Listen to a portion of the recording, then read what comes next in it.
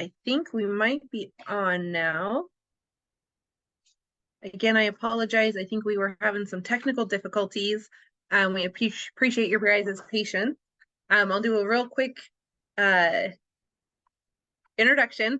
We were recording without being on Facebook Live, so I do apologize for that. So thank you guys so much for coming. We are associated with Washington State Beekeepers Association. And so today we actually have our Washington State Beekeepers Association's president, Alan Wood, on with us, and he is going to be going over a very important subject of integrated pest management. So with that, Alan, I think we are live now, and you should be able to go ahead and share your slides. Okay, what happened? Did anyone lose me? Can you guys see this? Yes, yep, I can see it on Facebook, so you are good. All right. All right. As Megan said, I'm Alan Woods, and I'm the president of the Washington State Beekeeping Association, and we're going to talk about integrated pest management today. And the reason why this is important is because integrated pest management addresses a lot of the issues that we have when protecting our colonies. And while many beekeepers think that addressing a threat to a colony means treating with chemicals, they fail to understand that integrated pest management starts with addressing the appropriate actions to identify the real problems. So in other words, a varroa mite infestation of a colony is not the problem. The problem is that the beekeeper was uneducated about the mites, so they weren't aware of how to take certain procedures to keep the threat down, right? And being misinformed in their endeavors, they often do more damage than they do harm, and often result in loss of their colonies. So today we're going to talk about integrated pest management. But first of all, before I start my presentation, I want you to understand that integrated pest management was not designed for honeybees. So it's not just for honeybees. It's actually a process made of best practices for any type of environment. But we're dealing with honeybees. But what I really want you to realize also too is that integrated pest management was actually designed to protect people and the environment from ourselves, right? So listen to this definition, and then we'll start the presentation. Integrated pest management, or IPM, is the process used to solve pest problems while minimizing the risk to people and the environment. It does this by using non-chemicals approach to deal with pests, only using chemicals as the last resort. So in a nutshell, that's what integrated pest management plan is. So let's take a look at this. What is integrated pest management? Integrated pest management for the bees, right, and beekeeping is a set of best beekeeping processes or practices to control pests without negatively impacting people, other life forms, or the environment. These processes are developed by incorporating best beekeeping practices to create a long-term plan to protect the colony. But for these processes to be effective, they must become a cultural norm within the beekeeping community or the area and where you reside. In other words, one person cannot do these best practices and successfully get their hives through or protect them from mites when someone else in the community is not doing the same thing. So it has to become a cultural norm. So everyone in the same area should have pretty much the same integrated pest management plan for whatever threat they happen to be dealing with. So although we primarily focus on the varroa mite when we talk about integrated pest management plan as beekeepers, we must realize that the IPM is not only about protecting the hives from varroa mites, but all threats. This includes hive beetles, wax moth in some areas, ants and yellow jackets in other areas. These steps within the process can be used on any threat, right? Including brood diseases. No matter what the threat is, the process of developing an integrated pest management plan is the same. So we deal with all the threats in the exact same manner. In other words, we go through the exact same steps. Although we may not do all of the steps, we still go through that same process. So it's up to each beekeeper to decide which integrated pest management plan they will use, because there are different ones, right? Some IPMs specifically address certain honeybee threats like mites, while others can cover much more. But regardless of what IPM plan you choose to use, the entire process must be followed to be effective. And I'm going to show you this process really quick toward the end. So while the 5 steps IPM plan that I use is simple, right, and addresses all threats to the colony from varroa mites to yellow jackets to brood diseases, remember, keeping the IPM plan simple provides the beekeeper with an easy-to-use guide that will help protect their hives against all threats. So these are the 5 steps that I use. And I start off with identifying and monitoring the pest or the threat. And then it goes to set thresholds, implement preventive measures, implement controls, implement treatments or solutions. And again, there are other ones that have 6. There's other ones that have less than this. This is just the one that I've chosen to use because it's simple and easy for me to process. So the first step is to identify and monitor the pest or the threat. Once you have identified the pest or the threat, you should gather as much information about the threat as possible to assess the potential damage. Note, please understand this, not all insects, weeds, or living organisms require controls or treatments. Many insects, weeds, and organisms are harmless, and some are even beneficial. Give you an example. While yellow jackets tend to be on our list, you definitely do not want to kill every yellow jacket in your area, right? Because yellow jackets actually, they kill aphids and other harmful pests that get into your garden. It's when they start coming to your hive that you want to protect that area from your hive. So you'd want to learn as much information about the yellow jackets as possible before you start implementing any type of plan. And it's the same thing for varroa mites, right? It's the same thing for varroa mites. The first thing you want to do is the integrated pest management plan works to monitor pests and accurately identify them so that the appropriate decisions can be made in conjunction with the set thresholds. Monitoring and correctly identifying the threat remove the possibility that pesticides will be used when not needed, or that the correct actions has been taken to prevent further damage. And I want to say to the colony, right? So these are questions that you're going to ask when identifying. Is the pet a threat to the colony? Is the pest a threat to the colony? Some people have like the earwigs in their hive. So that's not a threat. So you don't want to go out there with raid and start spraying, right? So you want to answer these questions. Then you want to ask, when are they the greatest threat? If they are a threat, if they pass the first one, the next one is, when are they the greatest threat? And then you want to ask, what is the mating cycle of the threat? And the reason you want to ask this question is because if you can disrupt that mating cycle, you can reduce the threat themselves.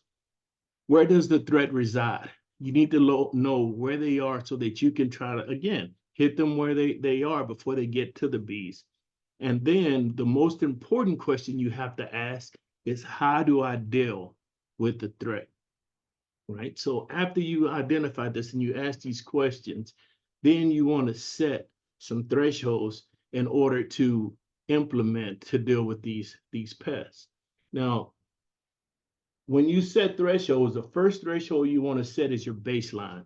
This is the first test to observe of observation that gives you the initial pest level of the threat, right? It is this number that you gauge the level of threat within your colony, right? So in other words, when you take your initial test and you have 2 mites, right, per 100, right? And you're saying, okay, that's not enough to do anything. You want to write that down and you want to make sure that you record this. So this is your baseline threshold. And this is the one that's most important, because if you have a lot of mites when you take your baseline, you may be required to take more drastic measures. If you don't, you're probably going to lose your hive, your colony. The second one is the set thresholds. These are the threshold levels that measure the increased threats used to consider the controls needed to be put in place to reduce the threat level, right? And these thresholds are established by using the same methods to validate the threats. In other words, you're going to use the same method that you initially used to get your numbers. If the threat goes up, then you're going to say, okay, maybe I need to take a different course of action. Maybe I need to put a screen bottom board on, spray a sticky, do something different. Maybe I need to use, there's just a lot of different methods. And I'm trying not to get in here because I don't want to give anyone any ideas of what to do, because this is something you need to really sit down and think about. But at each level, you want to add a different level of protection, right? That's your set threshold. So you don't want to just come out and treat your bees if you have a low threshold. Some people are like, well, they're there, so we might as well just treat them. Well, you don't want to do that. You want to just monitor your threshold. You want to put a screen bottom board in place and things of that nature. You want to use a brood break or even a drone frame, some type of measures in order to decrease the number of the mites before you start treating with chemicals. Then your action threshold. This is the point when you have exceeded your tolerance threshold and you have addressed assessed that the threat level is too high. And it is at this time that a more drastic measure is necessary to protect others, the environment, and the colony to prevent further damage. So, and here's the thing, right? You should have already decided what you're going to use at the beginning of the season. You don't want to wait until the threat is here. You want to already have in place, what am I going to use? How am I going to use it? When am I going to use it? At what level? So you already want to have this stuff in place. So if you want to know why I have the pet armor there, that's for actual yellow jackets, and we'll talk about that in a second. Right? You want to implement the preventive measures, right? It's if you're dealing with yellow jackets, put excessive traps out, whatever it takes. As a first line of protection, the integrated pest management, the IPM program, work to manage and prevent pests and threats from becoming a severe problem. So as a beekeeper, this means using methods and best beekeeping practices to stop the threat level from exceeding the action threshold, where chemicals or more drastic measures are needed. These control methods can be effective and cost efficient and present little to no risk to people or the environment. But the best practices consist of methods such as using screen bottom boards, again, drone cells, yellow jacket traps, right? And it says, I use mechanical, biological, and physical controls as a preventive measures. So these are actually controls. But for most people, when you get to this level where you're dealing with this threat, these measures, these controls, the mechanical, biological, physical controls, they actually become your preventive measures.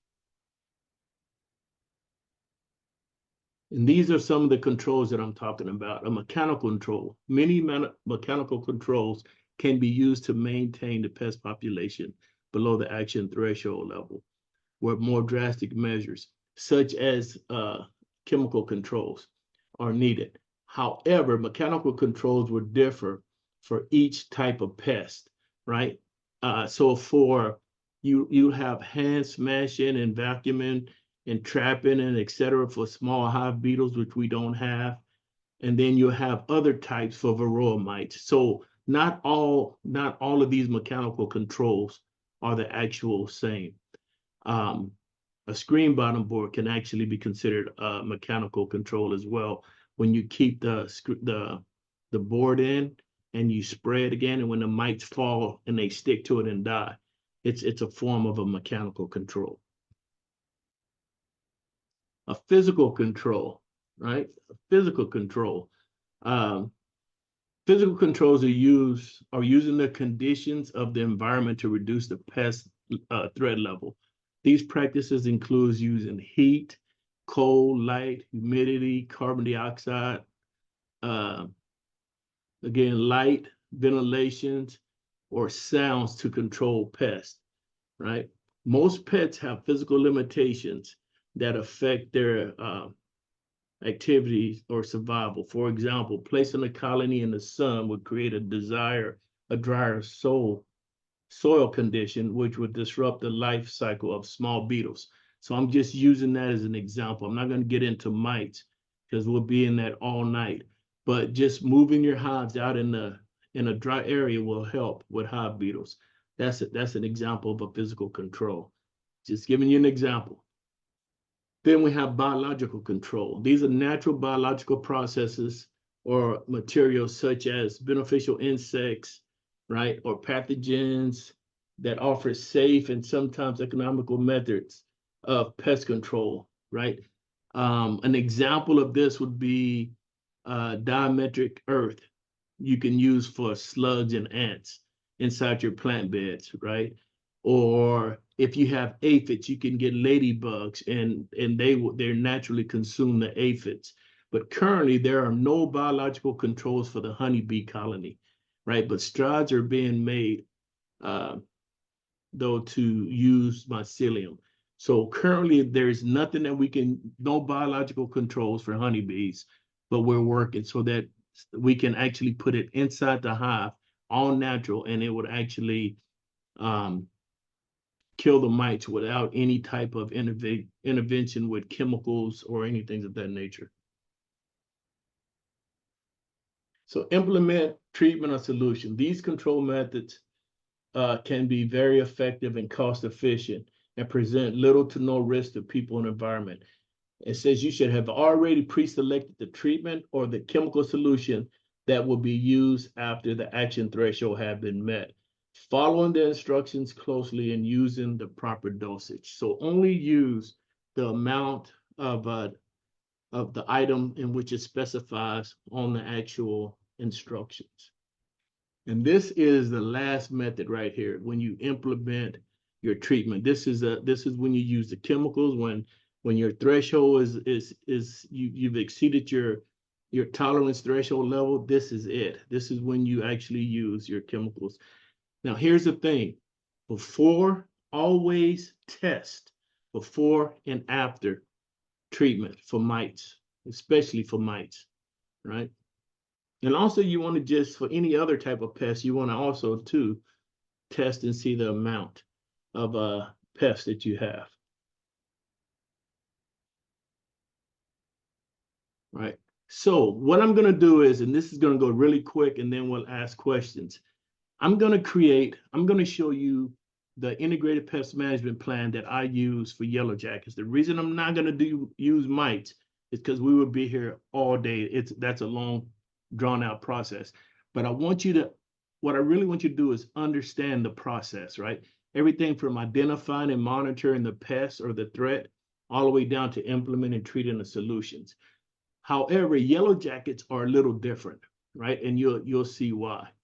You'll see exactly why the yellow jackets are just a little different. So the first thing you're going to do, you're going to identify and monitor the pest and the threat, right? Again, is the yellow jacket a threat to a colony? Yes, the yellow jacket is a threat to a colony. They have one laying queen in the nest, right? Now, here's the things you need to understand about yellow jackets. They normally do not fly further than 1,000 to 1,500 feet from their nest. So if you have yellow jackets in one area, then you have a nest within 1,000 to 150 to 1,000 to 1,500 feet. That's important again, right? Because if you have a garden that's way away from your hive and you have yellow jackets over there, then you don't necessarily need to treat, right? Also, yellow jackets are eusocial superorganisms, just like honeybees, right? Um, and what do I mean? Well, we know what eusocial. Well, maybe some of us don't. Let me see. Eusocial, right? This means that they live together as a group. They share in cooperative brood care, right? There is an overlap in generation, and the reproductive division of labor is only done by one member, and that's a queen. So it's important to understand this, right? Because if you can get some type of treatment into the nest, then you can totally destroy this organism or this threat that you have. Um, they cause the greatest threat in the fall, right? In the late fall, they can destroy a hive in days. So you need to understand this. Why do you need to understand that they're more destructive in late fall? Is because you need to have already treated for them, and you need to get their numbers down before you get to the fall. And if you can do that, then you'll be able to get your hive through their attacks. You set the threshold. Because yellow jackets increase throughout the year, no threshold is needed. You can't sit there and count how many yellow jackets are coming and say, I need to implement a preventive measure. So what you're going to do is you're going to follow your preventive measures based on time. You're going to do it the same time every year, right? I give you an example. So you implement preventive measure in March. You're going to set traps to catch the queen, because we know if we catch the queen, there is no nest. May through June, you're going to constantly recharge the traps to control the population, right? Because we know that June, July timeframes, you're going to see a lot of yellow jackets out there. June through October, this is the time you want to start locating and killing the nest, right? And adding new traps if necessary, right? And if the number increases, you want to implement the treatment or the solution. So if they just, you're doing all of this stuff and you're still getting a lot of yellow jackets, then you want to take a more drastic measure. And again, because there is no threshold at all, right? All controls are implemented at the prevented measure level. So you don't even have to wait for anything to happen or implement. All you're going to do is just go through that same preventive measure. That is your control, right? Now, as a last result, this is what I do. I treat with flipanol to destroy the nest. What do I mean by that? I go get frontline that or any type of flea medicine that you put on the scruff of your dog nest that have flipanol in it. And I'll put it inside of chicken, and I'll put it in a box with wire, and I'll set it out away from the bees.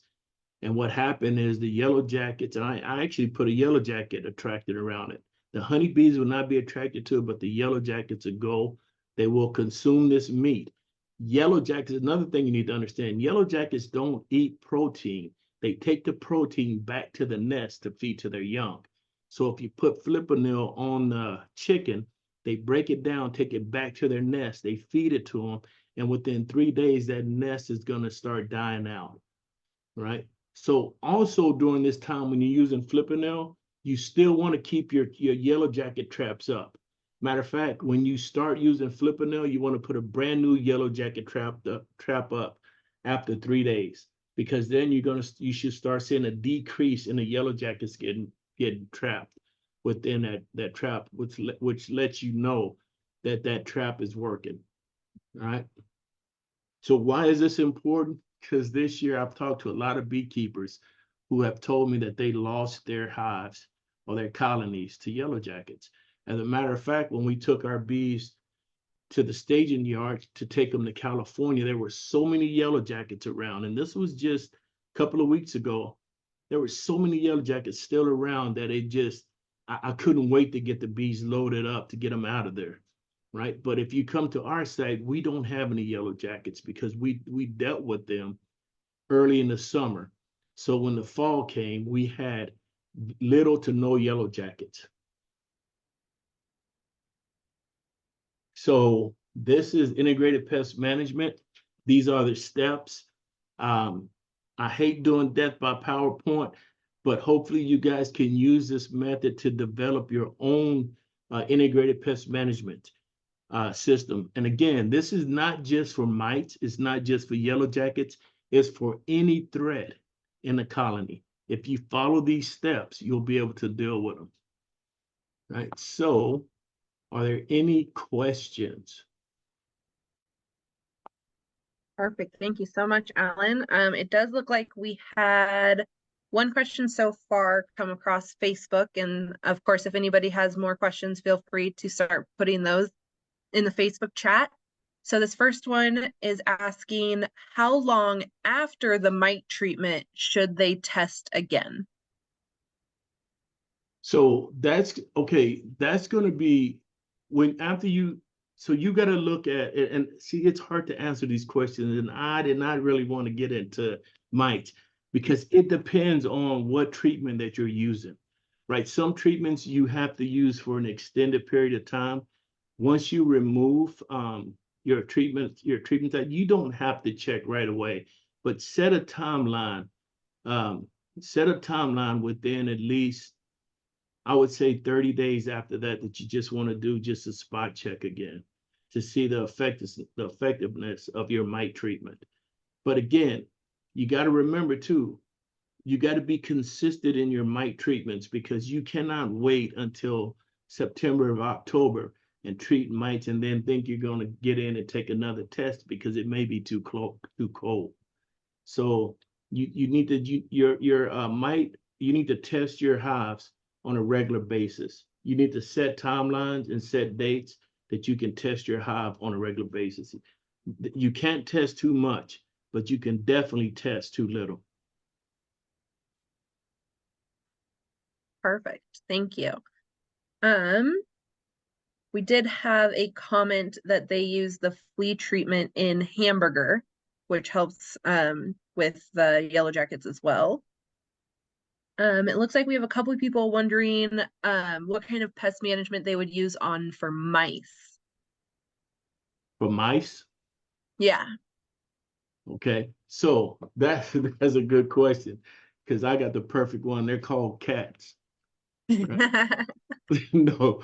So for mice, chipmunks, we do have cats, right? But also we make sure that we go out and we cut down any weeds. We make sure that there's no tires or stuff that's junk that's just piled up where the mites can get under. If we have any hives that swarm or die, we put a piece of wood on the entrance so that mice cannot come in.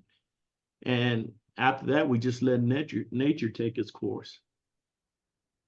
But you can sit down and design a plan because you know when your big mice problem is, you can design a plan around it, but you'd have to sit down and really design a plan. We don't have mice problems because we have 3 cats running around here. So I don't really have a plan for mice. Yeah, I say we do have mice. Our hives are out in some fields, and our biggest time is during the winter because the hive's warm. So Yes. we make sure to put on metal mice guards on the front just so that then they can't chew through it to get inside. And then it's almost just like a regular reducer, but it's metal so that the mice can't chew on it. Yeah, and I apologize because we normally send our bees to California, so we don't have that issue. So, but yeah, Megan is exactly right. Whenever we talk about preparing for winter, that's one of the steps we always talk about, implement a mouse guard. But if you can take steps prior to that point to reduce the number of mice you have, the better off you would be.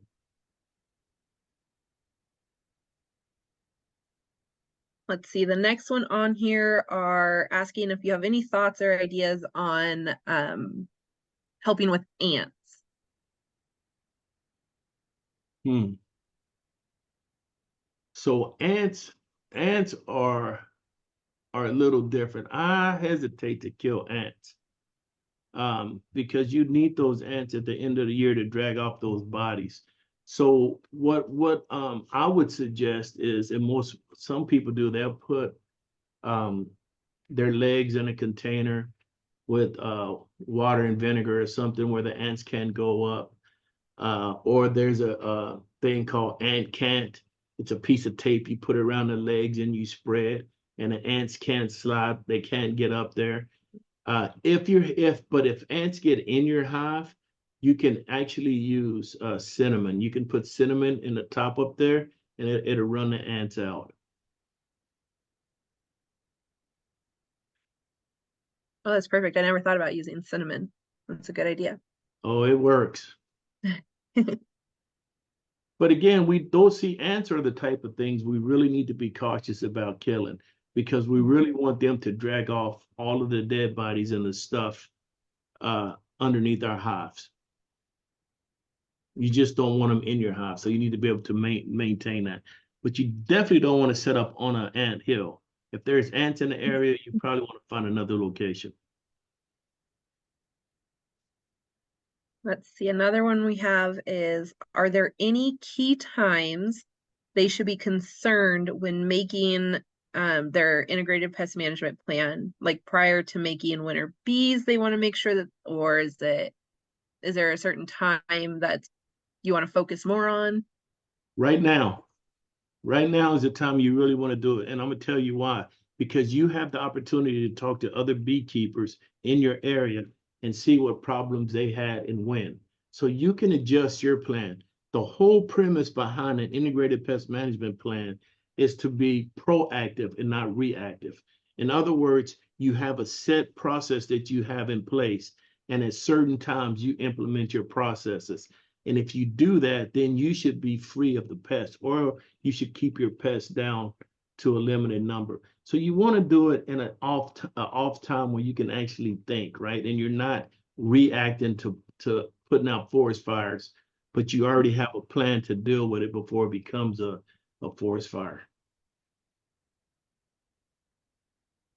Yeah, that's perfect. I know when we first started beekeeping, we were not so good at the integrated pest management, but we were taking notes in like a journal. So once we were ready to like start looking into it, we were able to go back and be like, okay, where were we having the biggest issues and with what?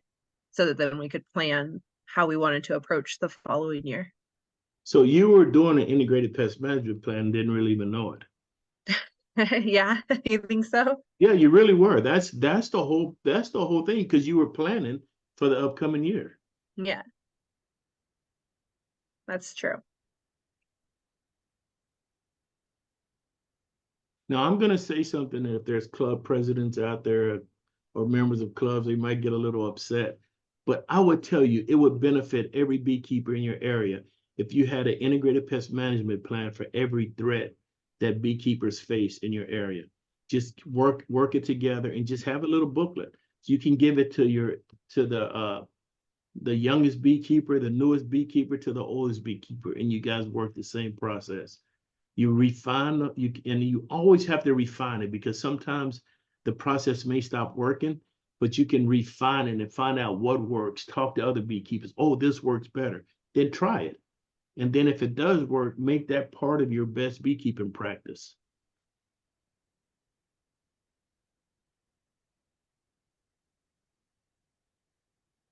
I feel like having that, it would be a big binder because everybody has a different opinion, right?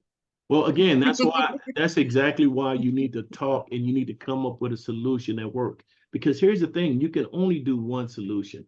By the time you do 5 or 6 of them, you could, again, that's what I said, we normally mess up. We need to really think about it. Like I started off when I said that infestation of the varroa mite is not the problem. The problem is that the beekeeper does not know what to do in order to keep that level down. Hmm. That's the problem because the mites aren't going anywhere. We need to realize that. So the problem is the beekeeper need to understand, what do I have to do to maintain my mite level? That's the problem. They have to be educated in that. Mm-hmm. Very true. I'm not seeing any other questions come through. Well, if there So, are any other questions, they can email. Is there email that they can send it to? I will put an email in the chat. Otherwise, you can always make a comment here on Facebook and we can get back to you Yep, there. here you go. Oh, here's actually here. One more question came in. And Angela, I'm not sure where you're located, but Angela is asking if there's any like a local mite course or like a course that they can take from WASBA that offers some of this more in-depth information. So every beekeeping club should be able to assist their members in how to deal with mites. But again, I really love what Megan just said. There are a lot of different opinions out there, right? So you need to come up with a consensus with what works. The biggest problem is you're going to hear a lot of things that you can do. Um, you're going to hear a lot of things that you can do, but each area is different. So I would be skeptical to listen to look on YouTube and see how someone deals with something in Kentucky and try it here in Washington State. So does WASPA have anything of that nature? Yeah, actually we do. It's called uh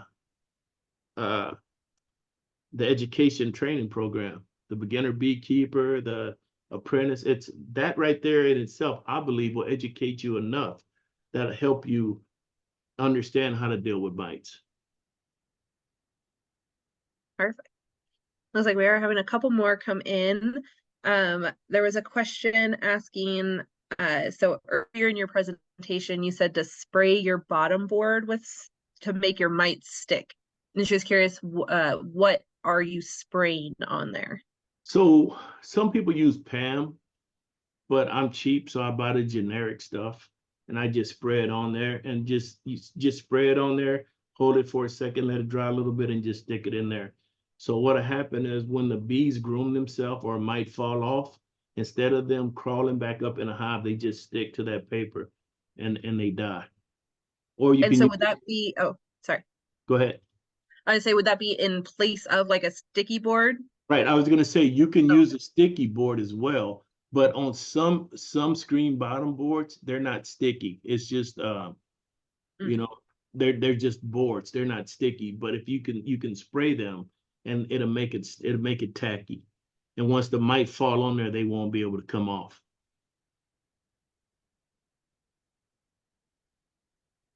But here's the thing though. Most people pull out those boards in the summertime, right? Leave those boards in there, spray them, leave them in there so that the mites can fall in and they can stick, and you reduce the number of mites that you have.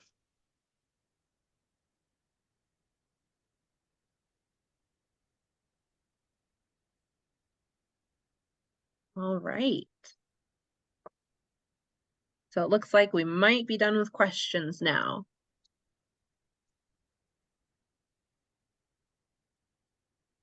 So perfect. Well, thank you, Alan, so much. That was a lot of really good information, and I love that you can use the integrated pest management on anything that's going to be affecting your bees, not just mites. So that is perfect. Um, so for anyone else, if there are any questions that come through a little bit later, we'll make sure to put answers on in the chat. Otherwise, we will be back in February with our next conversation. I believe the docket has that we're going to be talking about nukes in packages. Cool. So that will be Thursday, February 20th, February 15th. Sorry, I can't count to 3 apparently. February 15th. So be on the lookout for that next live session coming up, and we look forward to seeing you guys in February. See you Thank you then. so much.